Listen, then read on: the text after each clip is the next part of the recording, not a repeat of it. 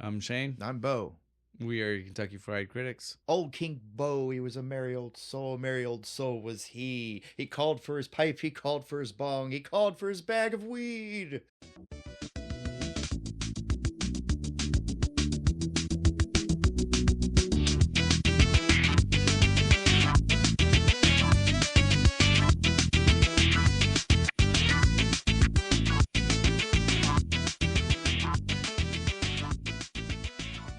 Yeah, here we go. This is a crazy one. This was a fun one. This is a wild one.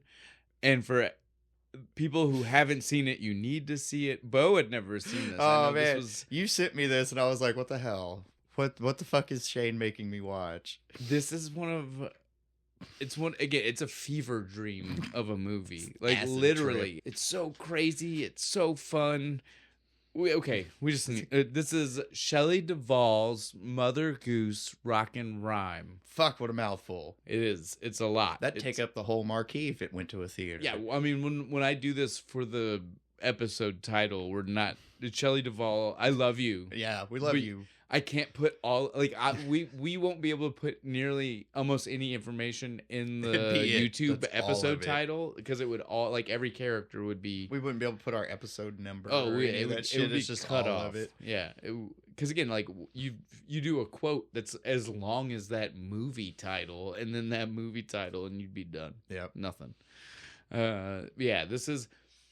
It's a wild ride, guys. I don't know what to tell you. HR puffin stuff. Yeah, no, this is... But in the 90s. It is totally, like, that idea. It's like, it's this idea of, like, doing this pop culture medium-fronted kids story. Nursery But it's rhymes. not, like, kids pop culture. You know what I mean? Again, like, just like you was, like, HR puffin stuff, where it's, like, it feels very 70s culture. Even though the kids weren't necessarily in that culture, but it's just, that's what the 70s were. This is totally like, this is what the 90s looked like. The 90s felt like. The 90s vomited on this set. The early 90s. Early 90s. This is like, like, be clear. This is like. Not grunge era 90s. Well, it's that era, but Neon it's not those pink people. 90s. This is the edge of the 80s into the 90s. And so we get the crazy color combinations that were there in the 80s. And we start to get these weird shaped design things and stuff, you know, like, I mean, like the circles with squiggly lines. Things have to be slightly creepy. I don't know. It's there though, right? It's what this movie is. Fuck, dude, it's a time capsule of the early 90s. We get past the beginning bit with the dude and is like, "Oh, hi, mom. I don't like this. It's all weird." And he goes outside and it starts the first song, and I saw the rest of the set. The sky is just a blue blanket with cotton stuffed on it, and there's all these weird cardboard sets and shit. I was like, "Oh, I'm in. Let's go. This is gonna be awesome." It's an experience. People who have not seen it, there's two ways to experience this. You can show it to your kids and they're gonna have a good time, and it's like nice happy family time, or you can kick back with a big old blunt and watch this and just giggle your ass off. I love that you said that, because again, we picked this movie to be a movie for kids. For Jack. Yeah, like Jack. This was a kid's month. We didn't even say anything last week about the fact that he wasn't here, because I think we were both just so like, what the fuck, what the hell? But he did it to me again. He was like, I was like, you gonna watch this? No, he watched Milk Money. Yeah. I guess it's counting Saturday the 14th. But like I said, that one existed in a place where he was already like hearing me for a month of saying Friday the 13th and how he shouldn't watch it. Yeah. He's probably like, nope, that one's probably scary too. I'm not going to worry about it. Yeah. But yeah, this is definitely, it's 2 or 3 in where he's just been like, nope. Even though we did this to give him the chance to come back. Show. He was grumbling about it. He was. He did want me to tell everybody he'll be back for Christmas. Yeah, he's more excited about Christmas. We're going to be officially kicking off Christmas. We'll talk more about that at the end. We don't want to jump the gun because we've not even told them the beer yet. No, the beer, which is just perfect for this movie, is called who does it? Hang on. Goose Island. It's Goose Island's Honker's Ale. Yeah. How perfect is that for Mother Goose? Well, it's even more perfect than when we picked it. when we picked it, I think I didn't even know for sure. I had originally got it to be something else, and I'm not going to humiliate myself with what I originally had thought we were going to do. Throw in the comments, I guess, whatever you think it was. Yeah, whatever you thought I might have accidentally done, if you think you can. I can promise you it had no connection to Goose because my head wasn't in that space when I thought about it. But so... Some obscure baseball movie, maybe? I'm glad that you don't remember. I don't. That's good. All I can think is Fly Away Home. No, because again, I wasn't a Goose. I didn't think Goose. I'll tell you when we're finished since you don't remember. Awesome. But yeah, so... The Honkers was just after we were leaving, I was like, oh shit, that doesn't work for what I wanted. Now I have to think about what we can do. And then that's when like Fly Away Home came up because I was telling you like, need to figure out what the hell we can do with Honkers. And that's when we were trying to come up with these different things. Goose movies. And so I was trying and thinking. Then I got home and I was like, I know what I want to do with that beer now. And I told you this movie. And then and again, I have watched this movie maybe last year, and it's funny. That's why Jack said he didn't want to do it. He was like, "You mean that movie Mom made me watch? That weird movie?" And so Your kid has no whimsy. He has seen it, but he just didn't want it. He was not into watching it again to talk about it. I think he likes the like coming into something fresh and coming to give his opinion about like these movies that he's not seen. I know, I get it, but I think that's where he's coming from. Yeah, and so I think that's what soured him was just that he was like, I already know. It's not a hot take because I've seen it. Yeah, but like the people haven't heard your take on it. I know. I get it. You get it. But so then, when I showed it to him, I probably didn't watch it as intently as I watch it for doing a podcast about a movie. And so like I really paid attention. So yeah, Honkers is so perfect because Mother Goose in this movie, it's not even, the goose is there. Yes, Goose. But Mother Goose has a goose. She has a pet goose in this movie named Honker. And he left Rhymeland and opened a brewery. And this is his ale. We are truly celebrating Honker. Honker. It's like that duck in the Marine Corps. Like they won in a card game and it just went to the Pacific with them and drank and shit. Honker is now our unofficial mascot for this episode. Go Honker. We love you. Way to go, Goose. You goose, you. Honk, honk. Although geese normally frighten me. They are a much more malicious animal than the a ones duck. we have here are mean. Dude, that's not just here. That's just Is geese. that everywhere? Yeah, geese are way more territorial than like a duck. People keep throwing bread at them, and then they come up at you expecting you to have it. And but when you ducks don't do that to you, and it's the same thing. Because the ducks are small and cute. The goose is like 4 foot fucking tall sometimes. I'm not gonna argue with you. Like I said, geese scare me. 8 foot wingspan. All right, let's just go ahead and get into this. Let's get okay, so I know I say all the time, this is going to be quick, and then it's not. Well, and I guess at this point, we're just embracing the fact that it's not going to be quick. Yeah. That's if you and let's like be honest, something... an hour and a half is quick for us. Well, I don't even mean the full episode. Go watch some of our other episodes. Well, I don't even mean the full episode. I just mean like the getting through the cast. Like we'll say that, but then we both just do this thing where like we say the person, we're like, let's talk about them for 10 minutes. So what I'm going to tell people from now on isn't that I'm going to get through this quick. It's just that if you don't appreciate people that stop and get sidetracked while talking about who's in the cast, this isn't the podcast for you, because we are 100%. We've tried to just list it out and then talk about it later. But that's not how our brains work. Like we have to say the thing when we hear the name, and if not, it's out of our heads. Oh, it's fine. If they can't handle this podcast, they could never hang at the family reunion. Oh, definitely They'd not. never get a word in. Definitely not. Between how fast we all talk, the volume at which how loud we all talk, they would never. But so the key is to wait for somebody to breathe. But so this time, I promise it'll be quick, because we are not going to talk about everybody that's in the movie in the beginning, because there are too many people. This movie is. We'll say that right now. It's full. Yeah, full. It is pop culture reference after reference. 100%, we will forget somebody. It's gonna happen. We're gonna try to mention as many of the people that mattered to us, that when we saw them, we were like, did you see this guy? But we're gonna save that while we're just talking about shit this time, because again, if we tried to do the list with the way we do things, we would be here too long because we would go down the list and get sidetracked on 30 names. Go watch the movie. There's a list at the end of the movie. They do the whole picture, name, all of it. And we would, if me and it's Bo, still like 5 minutes long. Yeah, if me and Bo were to do that to each other, the number of tangents we would go off as we're saying these people's names. No, fuck it. Let's do a 3-hour podcast on No. Mother Goose's Rock and Rhyme. I'm not ready for that today. Nobody if we is. would have planned it out and you wanted to come in and say that, if I had the 3 hours to do, I would tell you, let's do it for old time's sake. But I did not plan accordingly. All of our subscribers just start leaving slowly. We would have a blast. Yeah, we'd have fun. But everybody else would be like, oh my God, I don't care. But we are not going to do that. Yeah, no. We are going to try. Again, this season is about trying to be more professional. We are locking in our skills, showing off what we've learned, and just being better about it, right? We still haven't started either. I can hear the keyboards. Start the fucking show. It's okay. They can deal. So the director. There we go. We finally got there.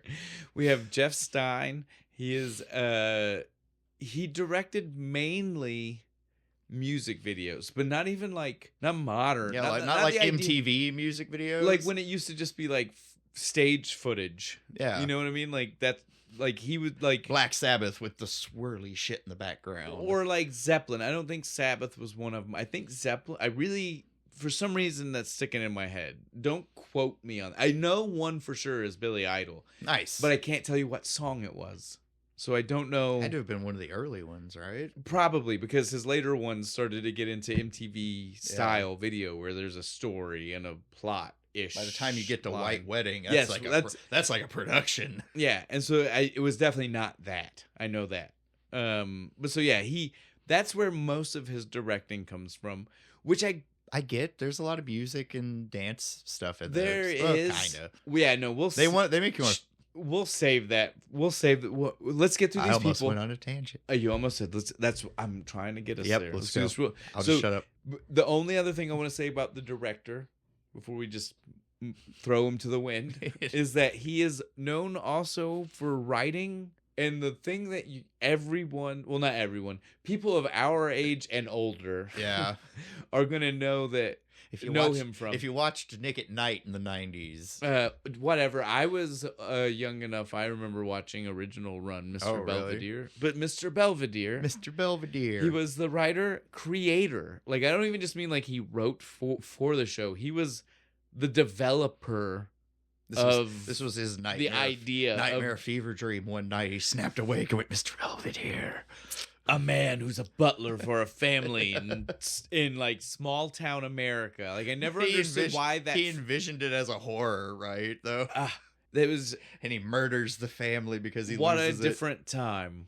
The writers. This is gonna be really quick because none of these people wrote like mainstream huge shit. Things that people are gonna know unless you were also just a fan of other Shelley Duvall projects, because there are 4 people involved in the writing of this movie. 2 that wrote the story, 2 that wrote the teleplay. All 4 of them have worked with Shelley Duvall on her other kids' projects that she had made in the 80s. The fairy tales. Fairy Tale Theater, Tall Tales, which is like pitched before the version that we were able to find. Mac Davis. And then she also did Nightmare Classics, which is the shortest. That one sounds cool. I want to see that one. They only did 4 episodes. It got canned really quick. And then like a Nightmare Fever Dream version of this. Yeah, give it to me.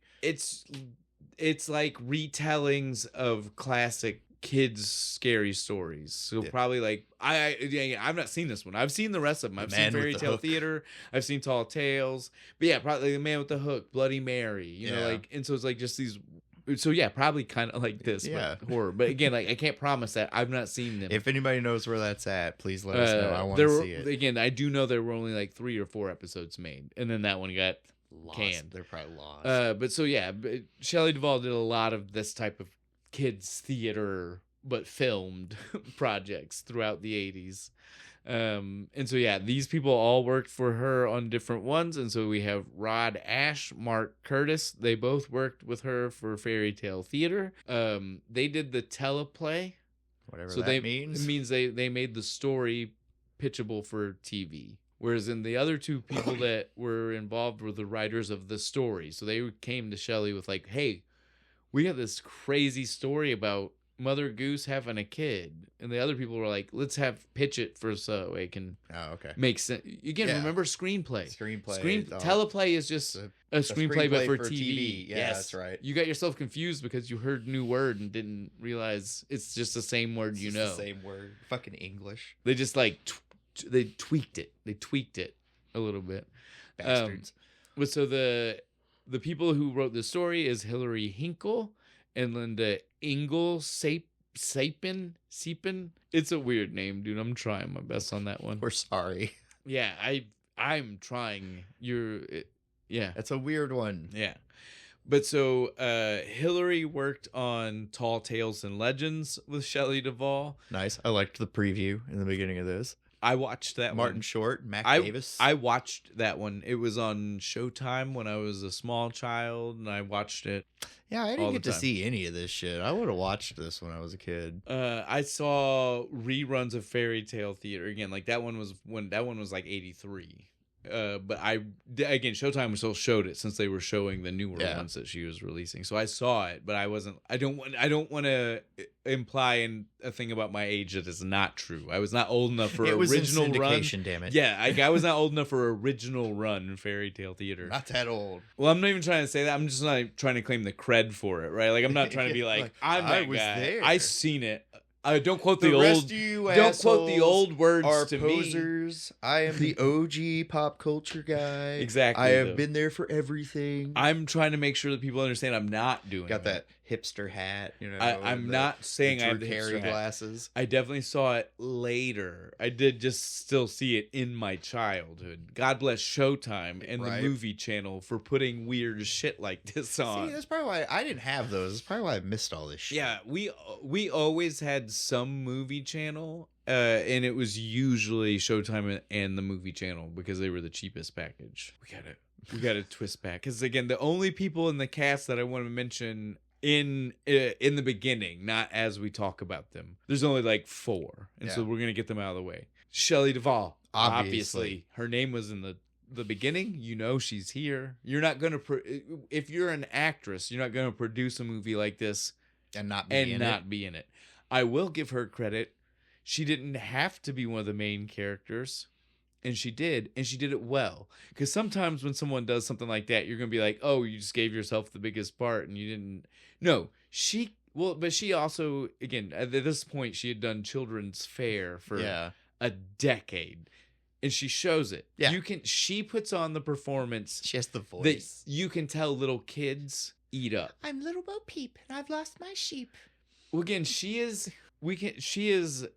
hot. She is scantily clothed. Right. She's got the really psychedelic fucking dress and but shit. She does this pushed up. She does her silly kid performance so well that you do indeed forget that that's how she is. You just focus on this character that she presents. So she does a very good job. The big hat helps too, because it's always just flopping everywhere, half hanging on her head. Right. When you see it from the back, it is literally almost vertical. It's got to be like either like bobby pin to her head so it doesn't fall off. But so yeah, we don't need to talk a lot about Shelley Duvall. We all know who Shelley Duvall is. Obviously, if you don't, go watch The Shining to see some early, and then go watch Fairy Tale Theater, Tall Tales and Legends. Come back, watch this, then maybe go watch. I don't know. She's Avalanche. Let's watch Avalanche. She's famous, guys. You should know who we're talking about. Again, just Shelley Duvall. Yeah, go watch. I don't know what to tell you. If you don't know who she is, I feel bad for you. So the next thing I'll say though is that the Dan Gilroy, who is our main character. Shelley Duvall, Little Bo Peep. Dan Gilroy, Gordon Goose. They're our main characters. They're the ones we're following for the whole story.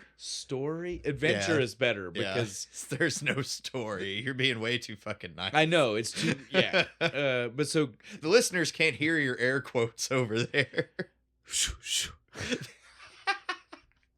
That way they know. There we go. That's the sound effect for air quotes.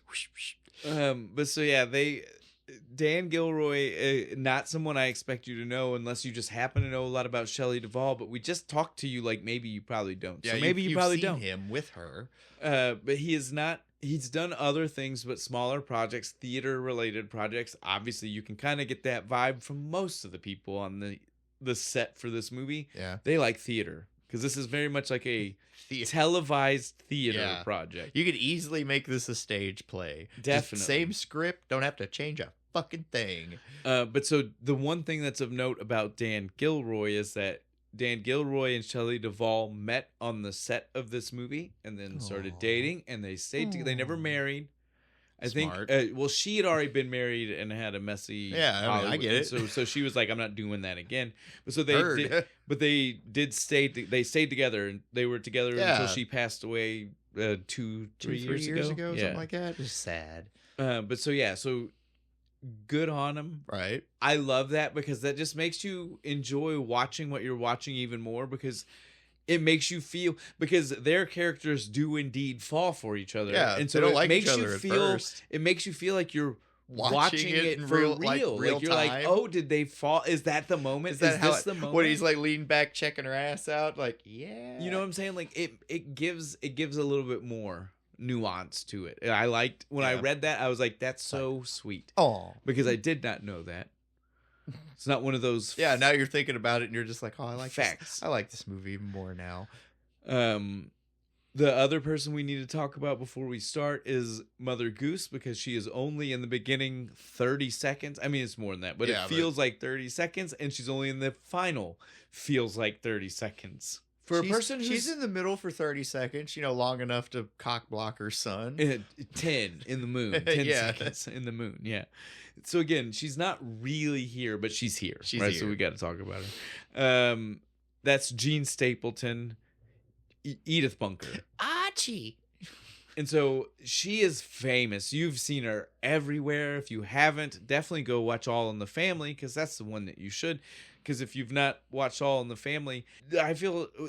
You're probably easily offended if you haven't watched All in the Family. Well, again, like younger people, I can see there's not really access to that. I can understand that. Is Nick at Night still a thing? But even if it is that on it? Yeah. Oh, that's a good point. Now it would probably be like Friends and so shit. So you get what I'm saying? Like we can't even go where you wanted to go. It could be worse. Turner Classic TV, is that still a... Do they still do like old TV shows? So I can forgive that if you've never seen it, but just know that you should and know that she is super famous and you should know the things. Should absolutely and that's a good know starting point because you will get the reference immediately because that show starts with this song that is the inspiration for the Family Guy opening. So you will immediately be like, "Oh, I probably should know these references." When you hear her voice, you're going to hear that fucking going down the yeah. Yes. Again, I don't know the words, but that fucking screechy tone. I love it. Yes. But so again, Jean Stapleton, very famous. We don't need to say a whole lot. Go look her up if you don't know who we're talking about. The last person I want to talk about before we get into the movie is Brian Bonsall. He's the guy who plays... Well, he's the kid. He's the kid who plays Michael. The kid. We're jumping the gun and telling you. Yeah, he's at the very end. The very end. Again, it doesn't matter. But he's very important. Everything would have ended if it were not for him. This actor, it blew my mind looking these things up. So when you see him in the movie, I instantly recognized the kid when I saw him. And I recognized him as Preston Waters from the movie Blank Check. Like instantly, I clocked it. This is like 3-4 years before that movie, so he's younger, but he's got the face and I clocked that. Yeah, it's been, I missed it. Oosh. What I didn't clock, however, was that this kid, and again, he's so close to the same age, and so it's mind-boggling that I had never made that connection, but also the fact that as the kind of person I am who watches a movie and randomly is like, I'm going to look up 100 facts about it. Yeah. I've never stumbled onto the fact that Before he started a podcast, like this is what he did. I had never run into the fact that this kid, Brian Bonsall, the Preston from Blank Check, is also Andy Keaton from Family Ties. The little Michael J. Fox, the little Republican, the 5-year-old the tiny Republican. I did not know that was him. No. On top of that, I did not know that all of these people are also the same person who played Alexander Rozhenko. I hate that name. It's Russian. You gotta do it with the Russian. Rozhenko. Alexander Rozhenko. Whatever. Because he was raised by Russian parents. But he's turnips. half Klingon. Yeah. A quarter Klingon, three-quarters Klingon. I can't remember exactly what his family mom lineage. is full Klingon, right? Was she? Was she also half? I can't remember. I can't fucking remember. So again, it doesn't matter, but you guys get what we're saying. We're Star Trek geeks, and he was on Star Trek as well as everything else. As Worf's annoying fucking son. Look, all I'm telling you is the show was on for like 7 seasons. Yeah. The kid was in 7 episodes. If that didn't tell you something, I don't know what does. Most annoying episodes. He's also in one episode of DS9 when he's like a teenager and he's just as useless as he used to be. But so I only wanted to mention him because all of that was shocking information I was looking at. I wondered why I hated the kid as soon as I fucking saw him. All right. Now that we're here, we can just talk about those things that we were about to let loose before we talked about these few people. And one of the first things I'll say is this is a first for us. This is a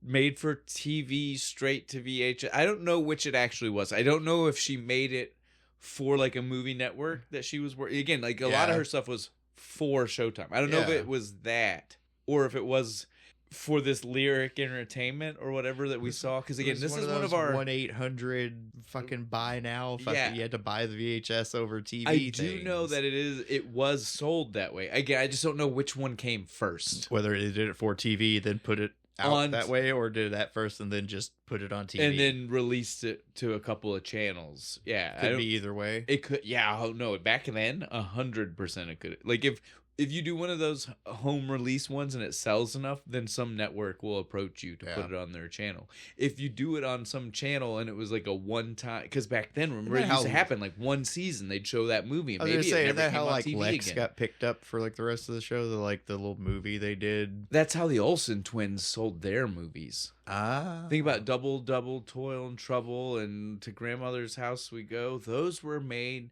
originally on TV.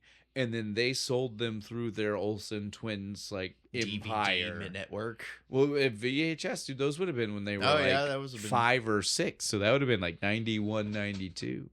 I like the Hocus Pocus one. The one, the Double, Toil and Trouble. Yeah, that one. I'm like, what's the fucking one where the grandma's a witch and she's trapped in a mirror? Fuck. Double, Toil and Trouble. Yeah, I like that one. To Grandmother's House We Go is the Christmas one, in case you were wondering. Where they have to get to grandmother's house for Christmas. Yeah, I remember that one. All right.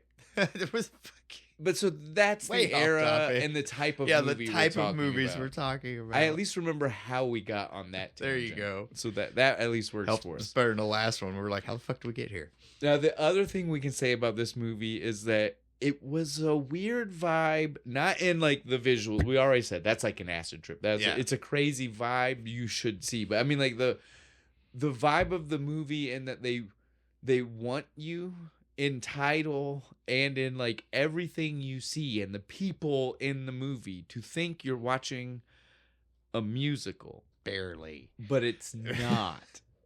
It tricks you because it starts like the beginning kicks off like within 5 minutes there's a song. Yeah. And it is a full song. I don't even mean like they give you like full thing. Everybody's dancing. You think again, there's kids singing even. You think it's going to be, it's got the triplets, Del Rubio triplets. I just there you go. And again, like, so the song was written by Gilroy, the guy playing Gordon Goose, and he wrote it and then pitched it to them so they would be in the movie, right? Like, it's genius when you think about it. But again, it's not a it's not. This is the last song for like 30 minutes, 45 something. I don't know.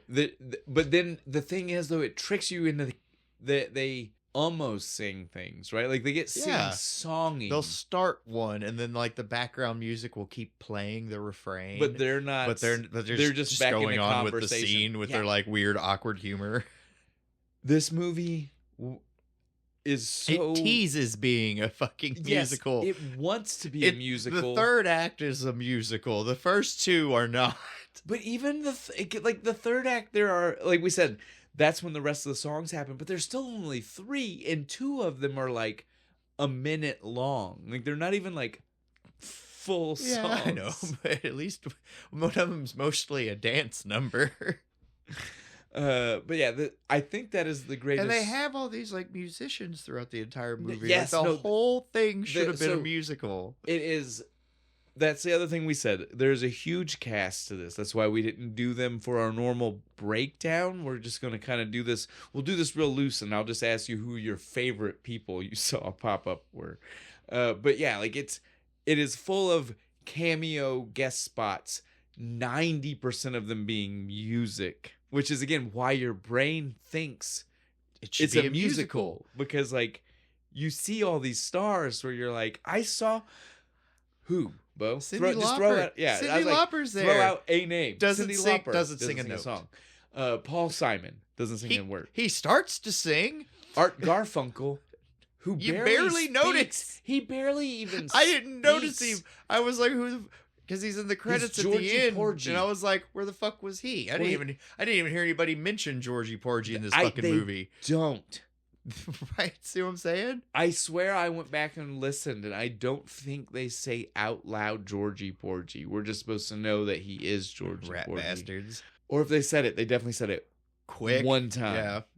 Under their breath. Georgie Porgy. So yeah, the movie is just full of music stars, like big, huge, different types of music. Yeah. Little Richard. Yeah, but at least he sings a fucking song, though. I will give you, he sings a song. It's not the song I want from him. No, it's not. And it's the song I want from him would have fit perfect in this movie. The Itsy Bitsy Spider. And he's there. Why? There's no rights issue. He owns the fucking movie. Just cut him in for a piece of the profit. I don't know what's going on. 20% at the gate. God damn. But instead we have this whole, he is Old King Cole. But Old King Cole also happens to be the founder of rock and roll. Apparently. I liked that was a weird twist that we put in there. Yeah. He's Old King Cole, the founder of rock and roll. And you know he wrote that song. Oh, definitely. There's no, actually I looked. All of the songs were written and produced by people not performing. Yeah, all of them. So Gilroy did it, and then somebody else for 2 of the songs. And then the 2 songs that were Little Richard and the other Old King Cole song that was right before that one. The introduction. We want the king. Yeah, the We Want the King. Bring on the food. That one, those 2 were produced by the same guy. Oh, okay. But again, not and written and stuff, but it's not Little Richard. Little Richard did not. Awesome drum solo in that fucking thing with the glitter and shit coming off the drums. The water, the milk, or whatever. I don't even know what it was, but he definitely had something, and it had the dopest effect. Right, it was drumming. It was really cool. This movie was a lot of fun, but it does trick you with all. Yeah, of these all the songs kind of happen in like the same 10 minutes. Well, again, we open, and then we have those 2 songs, and then. No, you're right. No, it's not even 10 minutes. It is literally, we open with 1, right? And then the other 3 are back to back to back. Yeah. Because it's it's the We Want the King. It's Old King Cole singing himself. And then he drops into the dungeon with the... And then the heavy metal band Gordon come out and play. That's actually kind of a banger. Yeah. Well, it's something. It's like Gordon come out to play, but I also wrote it down as like it's something bad boy. You know, like because he has the line about bad boys constantly too. I love the metal song. Yeah, it's my favorite in the movie. Yeah, no, it's the best one. I could put both of those as like ringtones. The hop to it, and the metal song. Like both of those. It. Don't be late. Well, actually, no, that's your alarm. I was just about to say that. I was like, that's just an alarm. That's the one that wakes you up in the morning. I could do that too. You could. When the movie started with it. Dude, no, you send it to me. I want it. No, when the movie started with that and Gordon was upset. I don't know about you, but I was like, Gordon, you're wrong. That song is dope. That's how you start your fucking day, man. Like, I'm listening to it like, I could start my day like that every day. He figures it out by the end of the movie. Hop to it. Don't be late. Hop to it. You know what I'm saying? Like, I could get down. Today's great. He's so wrong. Yeah, no, this is the best way. But the two King Cole songs I could do without. They're not bad. I want to I preface this because I said this hate for Little Richard. Well, I said this to you before we started, and that's what you said. You're like, oh, you don't like Little Richard, and I was like, it's not against Little Richard. It's just that sing me the meatball song. Damn it. Well, and that's the other two songs are so good, and like they leave a lasting impression on me because they are very their own thing, right? Like the two Little Richard songs feel generic. Richard songs, right? The Little Richard one feels generic, Richard, and then the We Want the King is barely a song. It's a chant. Yeah, it's a chant. It's almost We Want the Fun, right? Like we weren't breaking any barriers with these songs here. All right, but so like I said when I started this, we won't worry about every person. If we do, we'll forget people. People will be mad at us for forgetting people. So instead of trying to tell you we're going to remember everybody, I'm going to ask Bo a couple of your favorite people. Cyndi Lauper, and who ended up being fucking Woody Harrelson, who I didn't catch the first time. Didn't catch until the playing credits. The duo together. Yes. They are Mary and Lou Lamb. Yeah. I love that they say that like it's her like they're like, Mary Lamb. Not Mary who had a little lamb. Mary Lamb. That is her first and last name. Which means she married Lou. Which is funny because, yes, they act like an old married couple. But they also say things that directly imply they are not married. Yeah. Right? Like they I had two perfectly good husbands I lost because of him. Right? Which implies that they maybe aren't married. He still just is there. Yeah. But again, for her name to be Mary Lamb. And his to be Lou Lamb. Yeah. Did they just get married at the end? Because again, we know he ran off the other two husbands. He's like, fuck it. And Gordon, don't forget the story from high school. He tried to take her out. The lamb fucking like cock blocked him. He immediately was just like, I'm done. Wow, talk about being fleeced. Which means, yes. The dad jokes in this fucking movie are phenomenal, dude. I love the dialogue. It's Most of them are going to be above a little kid's head. So they are dad jokes. Because again, they're not good adult jokes. They are dumb level humor. Dad jokes who's like, I'm trying to be funny, but my kid's over here. Right? It's so good. They are two of my favorites. The one that I think as a kid I never would have I 100% would not have recognized her because she is not in that much that I know. I mean, she's in a couple of things, but they were like B movies like I knew when I got older. But as an adult now, when I watched it, and I was like, "That's cool as shit! I can't believe she's here." Is Little Miss Muffet is played by Pia Zadora, who was in Hairspray. It's the beatnik lady. The beatnik lady with the jet black hair that's iron flat. Fucking scares the fucking and I think kids they run away. I think when we did that episode, I had to look her up because both of us like I don't even again, this was so long ago and this was when we did like full runs of episodes. That was like episode 10 or something. That was a long time ago. It was like I think it was like right after the first Christmas. So like we're coming up on 2 years since that one.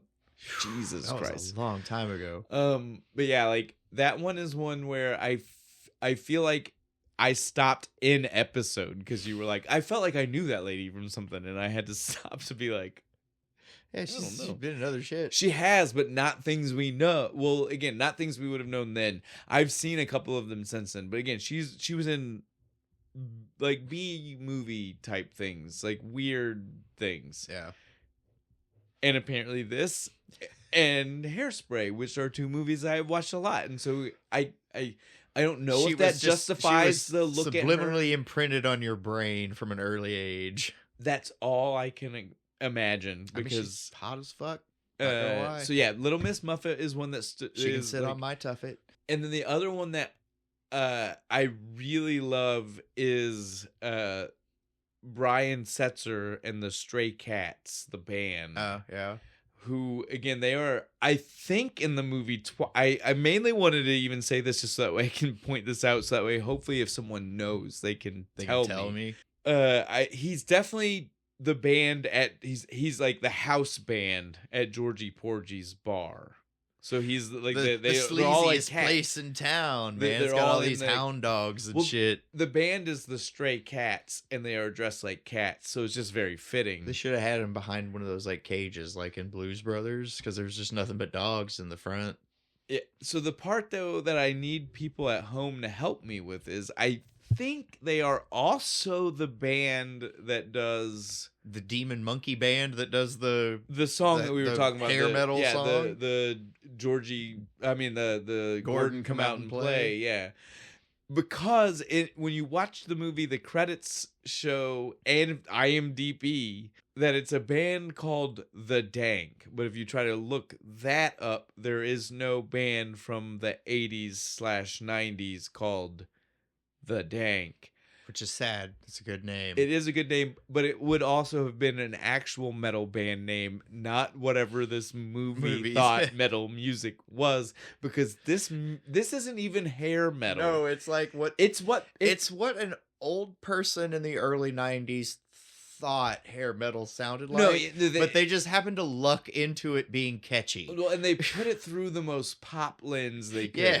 Like hair metal today, we look at it through a pop lens because it became music that everybody listened to. But I mean, this is literally like you take what is traditionally pop music and feed it a hair band song, and this is what would come out, right? Like they just lucked out that it was good, and it was so good. I loved it. It's the best one in the movie with the mask, on, and they're musicians and the hair. Dude, the mask isn't even the worst part. The mask was only there because it had the. I feel like if they could have gotten away with cheap wigs without the mask, they would have done that. They just did this because they wanted this.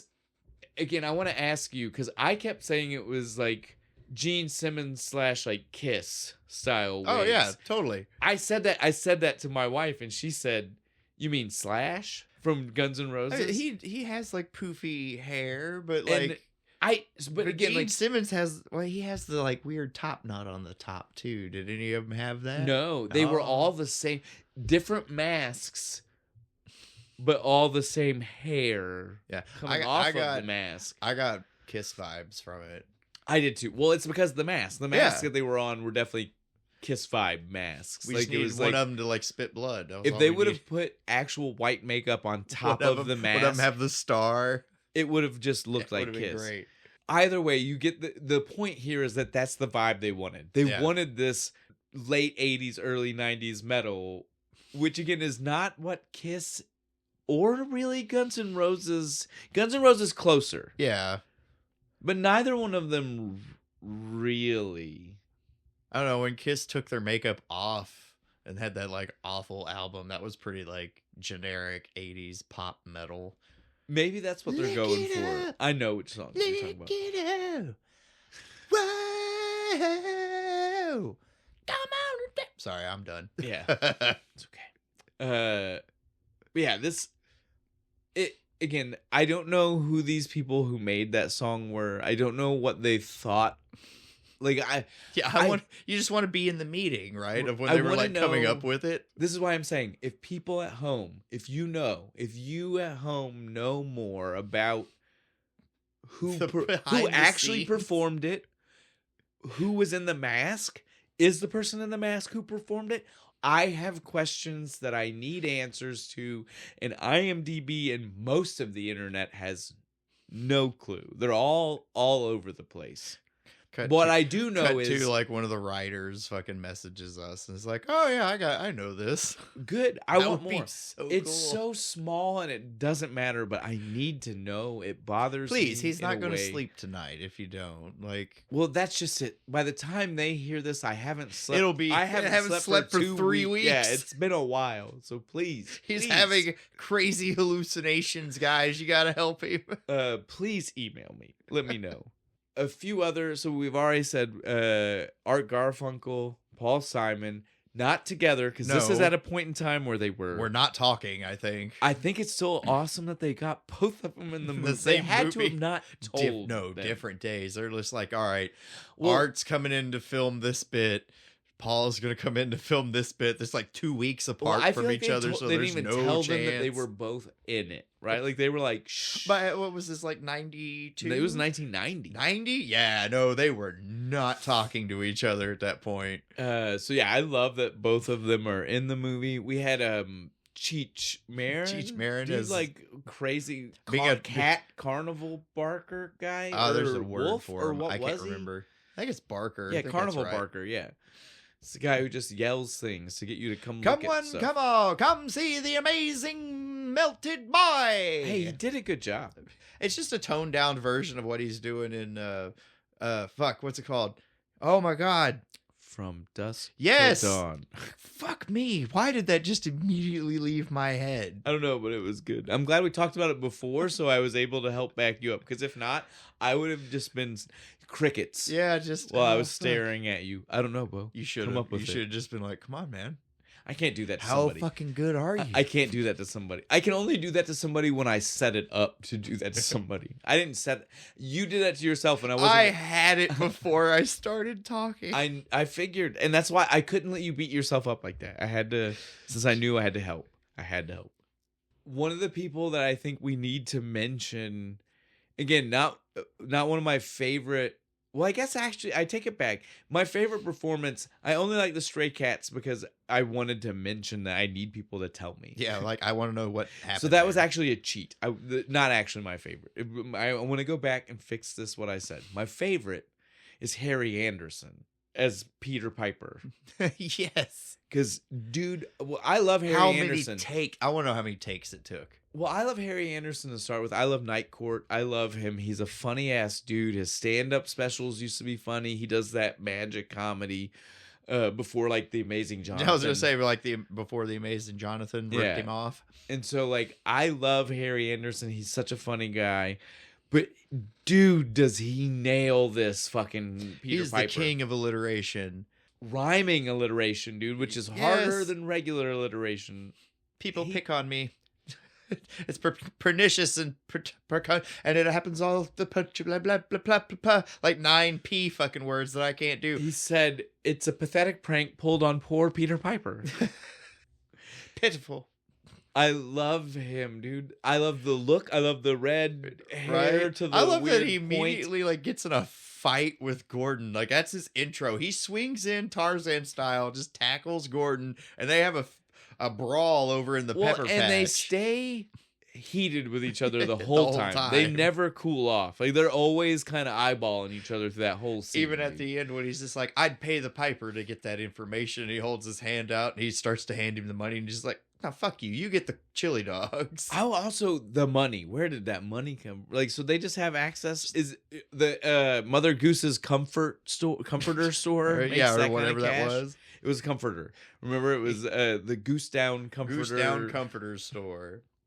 He just went and raided the cash register. And he was like, "It's all mine." I mean, to save mom. It was to save mom, right? It was a ransom. Yeah, I love Harry Anderson as Peter Piper. It was so fun. Katie Seagal. Katie Seagal as Mary, quite contrary. Yes. High, low. No, dude. When she said, I don't say hello. I say goodbye, or I don't say goodbye. I say hello. She said the Beatles, and then he immediately said hello, and then she said goodbye. I was like, God damn it! Stop it! I was like, you guys are too fucking much right now with that. You're being a contrarian. I am not. I don't say goodbye. I say hello, goodbye. I love Katie Seagal. And then she waters the gopher. Is it Seagal or Seagal? I always say Seagal. Me too. But I don't hard hit it like Steven Seagal. Yeah. I kind of say it like Seagal. Like really, yeah. I don't know if that's right, but hers has A's, so I feel like Seagal is more correct, right? I don't know. Hey Katie, it's definitely not Sagal, which is the only other way I feel like with an A. Send us a voice message of how to actually pronounce your name. Since you mentioned that we had Woody Harrelson hidden, because he is just hidden, fucking hidden in a fucking lamb costume with a bowler hat and a cigar, doing a weird voice. He doesn't even sound like Woody Harrelson. Totally, you can miss him if you're not paying. If they don't show He's you, trying to work off Cyndi Lauper's like Jersey accent, right? The only other person in the movie that they hide is Howie Mandel as Humpty Dumpty. But I feel like they had precedence for that because this is after the Little Monsters movie where he was in full makeup. Blue horned demon guy. Yeah. So I feel like maybe they were just like, oh, well, Howie's just used to this. Yeah. Howie doesn't care if people recognize him. Doesn't care if he spends 9 hours in makeup. Like, he's fine with people not knowing who he is. Yeah. My question to you is, did they tell Woody people wouldn't know who he is? Was it his suggestion? Or did he just not care? What was the thought process there? Because, again, everyone else is done up in a way you can tell who they are when you see them. Yeah, 90s he did that fucking like spy movie too, didn't he? Where he got really big. Yeah, dude, I'm just saying. He was starting to get really fucking big then. Woody, I mean, White Men Can't Jump. Yes, White Men Can't Jump. Yeah. So, no, it had to have been like, nah, don't tell nobody, because he's got a sense of humor. He was trying to do it on the down low. Yeah, he's like, no, don't tell nobody. It'll be funny when people. I'd like to believe that the people who catch it, fine. I could see him doing it. All right, now that we are all the way at the end, I think we can finally wrap up for people just real quick what the entire plot line of the movie is, because we've purposely not done this because it's one of those things where it's like if we would have started anywhere close to this at the beginning, we just immediately would have been like, well, let's wrap it because we've done 10 minutes. It's done. So the plot line is just that Mother Goose disappears and we gotta find her. But the whole movie is not actually like, there could have been it could have been like Pee-wee's, it could have been Pee-wee's Big Adventure. I do know. I was going to say that. I was like, this whole movie is only missing Pee-wee. But the thing about Pee-wee's is like at least each step is still like investigative portions to finding out. This is not even that. This is literally like they want you to think that they're talking to people to find out where Mother Goose is. But if you actually listen to the conversations, it basically amounts to them giving each person 5 minutes and then saying, well, you gave me nothing useful. Time's up. I'm going to go. The only person who had useful information was Itsy Bitsy in the very beginning. And then it was all, well, let's look for Little Miss Muffet so that way she can tell us where Itsy Bitsy is so we can finally find out the rest of that. Every person in between is useless. A, not needed, and B, not who they were looking for. Yep. It's just an excuse to be like, hey, remember this nursery rhyme? There's Jack and Jill. They went up the hill, but they fell down. But it's not even that great because they don't even give us most of the nursery rhymes. No. Most of the nursery rhymes are like 1 or 2 lines, and then we skate past it. The Cyndi Lauper one's still the best one because she's just like, I could have been a contestant and it was all your fault. He's over like, hey, yeah, blame it all on me. You know me, I'm gonna follow you where you go. No, he says, look, I'm gonna tell you right now, you think I won't be okay? You just go out that door. I don't need you. You leave and I'll be all right because wherever you go, I'll be sure to follow. And I was like, well, you just kept saying you were gonna be fine if you leave. The sound effect, the like crank of fucking Cyndi Lauper deadpanning the camera. Fucking dude, I lost it. I was like, that is too fucking funny. Again, it's my favorite scene. It's so good, dude. Like again, this is the kind of so we did Milk Money where we were like, who is this for? Right? Where we were like it wasn't really for the kids. It's not really a kids movie. It's not really for the adults. Yeah. They didn't really know how to mesh a story that adults would enjoy with what a kid does. How do we mix hookers and kids? This movie though is like is when someone is purposefully trying to say an adult can watch this with his kids. Yep. This is what you should get. Like I said in the beginning, there's 2 ways to watch this. You family time with the kids, have a great time with the weird world, or get fucking baked as shit and giggle your ass off through the whole, or drink some beer. Drink 3 beers and enjoy. But again, that's my point. The mad acid trip of this movie. This movie does what Milk Money was for a slightly older kid age, but it still just like lost the connection between adult and child. Yeah. This movie is perfectly balanced. Like kids are watching, laughing at the things that they think they, that they get, and the silly looking nursery rhymes that they understand, and the adults are hearing laughing these at dad jokes and these very faint innuendos. Modern things with an innuendo would lean way too hard into it. These are so subtle when they make these like innuendos and these like adult like Gordon's comments. Leaned back trying to check out her ass under that fucking petticoat. It's perfection, dude. Or when they go to park the car and it turns into like, we're gonna fuck, right? And then mom shows up and blocks everything. I do appreciate how they don't even address that. Like, it just happens. They, for a split second, look at each other like, oh well. And then they're just like, and then okay, off whatever. onto to go Nobody find talks the about cow that jumped over the moon. Well, that's not even what they went to go do. Yeah, that's right. They were like, we don't know what to do.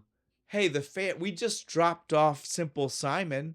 Let's go to the fair. So, like we said, there's no story. There's no story here because the way they wrap to find Mother Goose. The way we wrap disappears. it up, the way we wrap it up is 50 minutes in. They put her in the moon to say, "I'm no longer there. Come find me over the moon." Because and everyone's that's not even disappear. literal. It's not even literal. She doesn't mean literally over the moon. She still meant to leave this storybook Rhymeland world into the real world, which is mentioned a couple of times in the movie. I have a problem with how they did that too. When the cow jumps and stuff, and then it like bursts out of the book and like busts a big hole.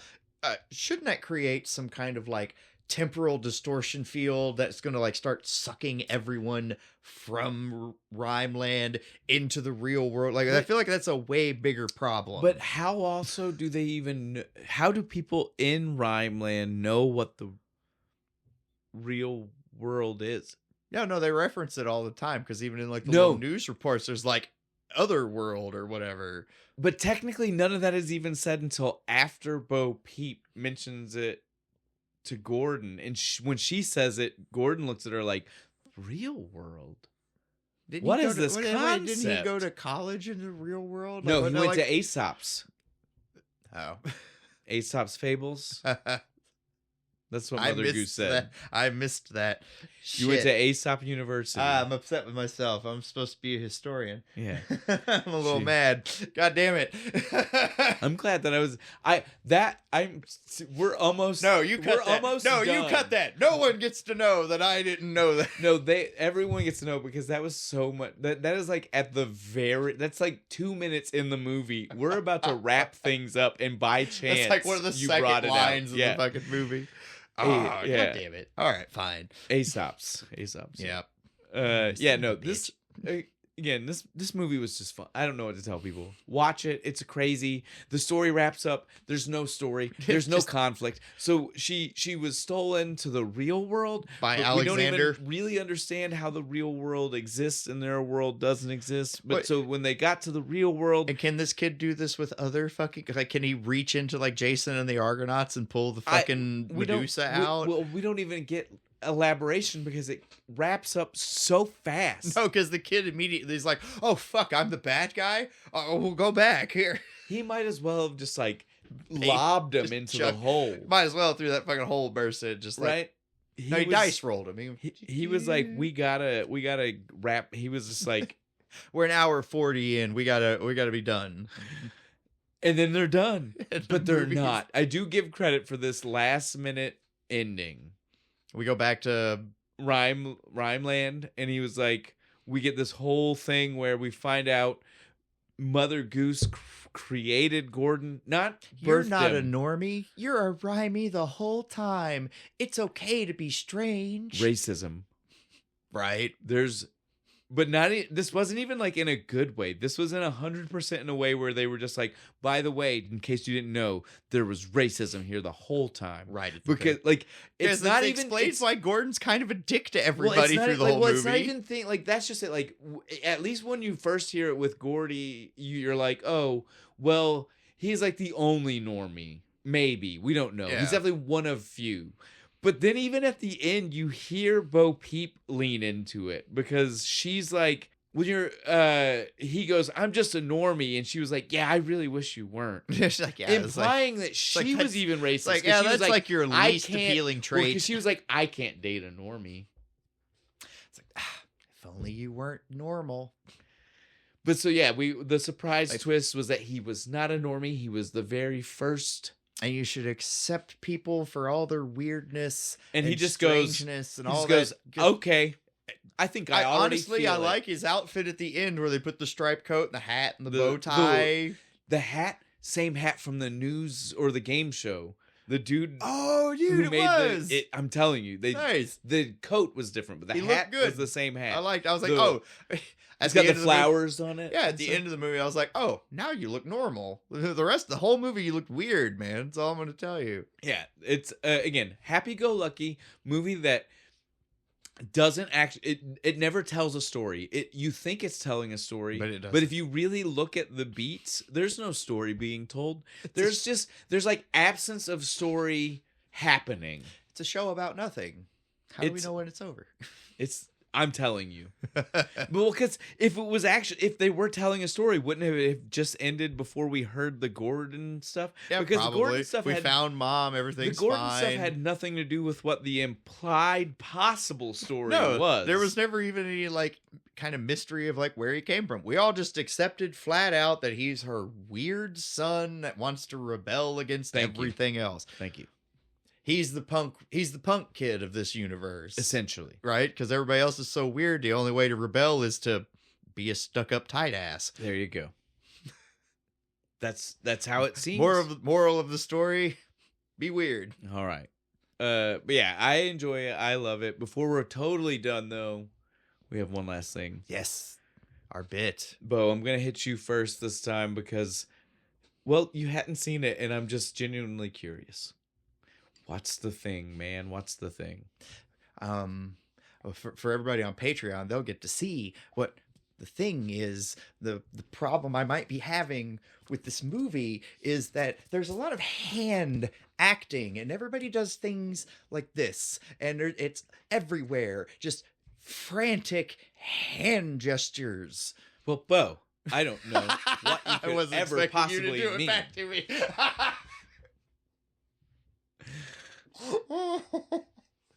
I wasn't ready for that, asshole. So you didn't grow up with a lot of Shelley Duvall, and I did, and I will tell you that this was like her production company, and she just loved this. She very much liked feel that. of like this frantic energy that everybody had. She enjoyed that as a thing, and it was a thing she did. The whole movie, I'm just like, if you don't know what to do with your hands, put them in your pocket. Yeah. Or behind you. Or loop it in your belt. Something. Don't do this stuff. What I'll tell you is it's worse than what you thought, because it is literally that it's more likely that it was stylistically chosen, and half of those people probably didn't want to be doing hand gestures, but they were told, do more with your hands. Is that why kind of Cheech is kind of like half-ass doing it? He might have been one. He might have been one where they were like, do more with your hands. And he was like, I don't even fucking know what you want me to. I don't know what to do with my hands. If you don't give me direction for my hands, my hands don't do. Talladega Nightsing it over here. Ricky Bobby. It may be, dude. I don't know. Just put them in your pockets, man. But I do know that she definitely, if you watch Fairy Tale Theater, if you watch some of her other ones, Tall Tales, you'll see a lot of very like, maybe it's just, because they do a lot. I was about to be like, maybe it's because they were using the kind of camera where they had to do a lot of like close up. There were plenty of wide shots. Yeah, there were wide shots. So I don't know, because I was about to try to give you like a legitimate reason, like, even but some there's of like, not. Some of like the dance stuff is like they're doing way too much of like this movement with like the circles with their hands during Hop to It. Yeah, Hop to it. All right, I will give you. Yeah, hands too much. It bothered the piss out of me. Everybody just stop moving your hands. It's distracting me from everything else you're talking about. Hands are too much. I will give you. All right, Shane. Since mine was such a bother, what was yours? What is the thing? When I first went into it, I watched it one whole time, and at first I didn't even I couldn't find anything. Didn't really have think one. the nostalgia blinders were too hard the first time. I'm a little kid again. Yeah, and so like the first time, like I was gonna come in and I was ready just to tell you like I just want to know why we don't have more of this today, like this kind of movie, like this super band, but in a movie. Yeah, we just grab a bunch of celebrities and do a cheap fucking. Direct for TV VHS special, like the fucking Star Wars. This isn't a major production. We're not going to make you pay for it. We're just going to give it to you for free on network television. What happened to the NBC special productions, right? That's what I was going to say. Is just like, where is this? We don't have this anymore and we need this. But then on the second watch through, I hit I hit my weird conspiracy theory fucking shit. And dude, I'm telling you, so at the end, right? Like again, we just talked about this. The premise was Gordon was actually a Rhymy all along. So that takes it from in the movie where we had assumed maybe there were other normies and Gordon was one of them, to a point to where since we had never actually seen any others nor reference to other normies, and then we break through to the real world, implying normie doesn't mean me and you. Yeah. Because if it's me and you, then they'd be this big to us. Yeah. So it's normie is still something different, right? So there are no normies in Rhymeland. There are only Rhymies. Yes? And Mother Goose created the Rhymies? But if Mother Goose created the Rhymies, and that's everybody else, what is Mother Goose? How did she get because Michael pulled her to the real world. So if she was a human, right? Like she would have been normal again. Size. She would have broken free from her storybook world. She wrote herself and returned to normal and would have had like the nice sit on my lap, little boy, and I'll explain everything. But that's not she's still like 2 inches tall. So she is a Rhymy. But she couldn't have created herself, or could she?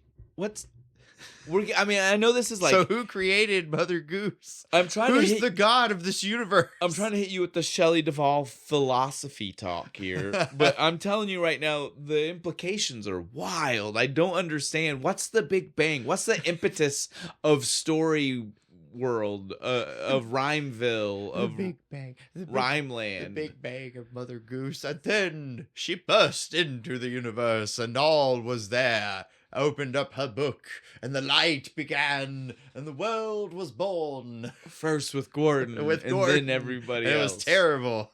Kept that secret. Yep, she was ashamed of the dirty secret that she couldn't make a good rhyme. What was it? It was like Gordon had a pet goose, and it got loose. Yeah, it just... We don't get to hear the rest of it. Went worse from there, yeah. Mother Goose was born from all of the atoms of existence. I'm telling you, dude, existence. I had such an issue with it. It was such a... And then she looked around and went, oh, well, I can't sit in a black fucking void. Started writing. Well, exactly, and built the world around her. No, I get it. She's like one of those like demigods from ancient mythology. That's what I was gonna say. Like, did Rhymeville always exist, or Rhymeland or whatever it was? Yeah. Was it always there? Was she at one point in time a being standing in a roomless, buildingless Rhymeland, and then she started creating things? It's like in that episode of SpongeBob, it's just the white fucking void, like hello, and then the words just keep coming back at you. I mean it. Like, I'm sure that they had no intention of causing someone an existential crisis while watching this movie. You smoked a little too much before you watched it the second time.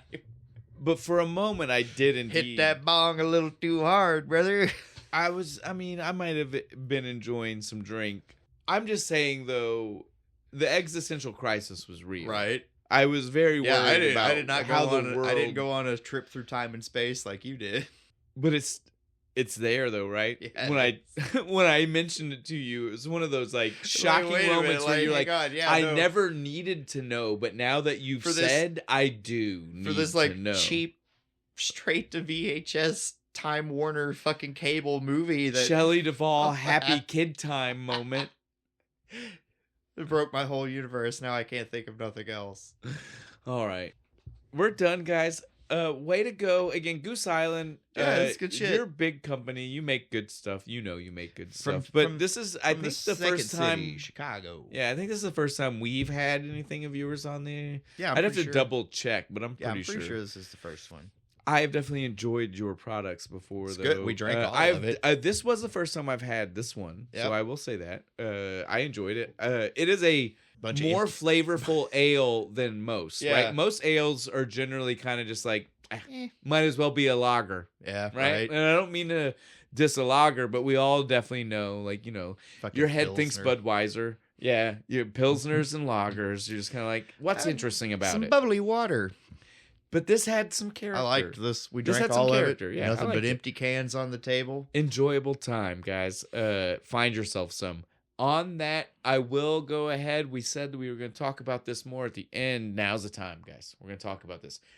We know that technically there are 5 weekends in November and that we've only done 4 movies. That means the next one comes out in November. It's close enough. It's the 30th. It's literally one day. No one watching. We release at night. They won't even watch it until the actual That's what I was going to say. Like, it'll be December before most of them actually watch it. We release at 7:00 at night, and I would love to believe that people are listening as soon as just waited with bated breath. Countdown timer going. Oh, it's almost time. I know that most people are just waiting until the next day. Just me, So we can call it what we want to call it, but we're going to go ahead and start Christmas. It's Christmas time. Yep. Okay. Have a holly jolly Christmas. Do do do do do. And so the next thing that we also have to set you up for is a reminder that this is the season of loose ends. And we are not trying at all. These beers will just be Christmas releases. Yeah. Like the first year we did Christmas ales. Last year we tried our best to even still make them match the weird Black Christmas movies that we did. That was hard. This time, nope. This year, anything guys, holiday related. If it is a holiday release from a company, it's on the table. And we're not looking for a connection. Nope, don't care. If it's got Christmassy shit on it, I'm down. Let's go. Some of these movies that we're trying to do are to connect to some loose ends, including the very first one. So that's okay. Bo hit him with the beer. I'll hit him with the movie so that way they know what we're hinting at. Yeah, we got Elliott Cottville Brewing Company's Sugar Cookie. Ale brewed with natural flavors. That's all it gives me. And so I know what makes it sugar cookie. Is it just like really sweet, you think? I don't know. And I know that people at home might be like, well, that doesn't imply Christmas. But if you were looking at the can, it's got like fucking baubles and Patreon people will see it next week and understand. Oh, there's even you got to look at the wide. There's like a Christmas present. There's ornaments. And I mean, it's Christmas. Kiss my ass. It's Christmas. Again, I get from the title. If you're not looking at the can, you might be like, you can have sugar cookies any time of year, Shane. But if you look at this can definitely has one time of year placement. But on that, our first movie that we're going to do with this one, again, no connection in the name. No. Just deal with it, guys. I don't even know if there's cookies in this movie. I'm sure at somewhere. They're not. Santa's in the movie, so there has to be a cookie. There has to be a sugar cookie somewhere in this fucking movie. But we're not worried if there is or isn't. We're not worried about it. We are going to be doing Ernest Saves Christmas because it is a loose end. It is. We have done Ernest Scared Stupid. Now we got. It is time to start doing the rest of them. And what better place than to start with the next holiday one? Yeah. Like he didn't do a lot of holiday ones. We got 2 for sure. Needed a St. Patrick's Day one. We needed it, so we need to get the Ernest in Ireland. That would have been the perfect one for this, right? There would have been drinking. Hell yeah, in that one, right? St. Patrick's. We just get any Irish stout and fucking go, man. But there is not one of those. But there is Christmas. So we did Halloween. We're doing Christmas. Ernest fucking Saves Christmas. Classic one. We love it. Enjoy. Yep. We're gonna have a good time. Bo, before we officially finish, anything you want to say to everybody? Never forget your will to be weird, because being normal is vastly overrated.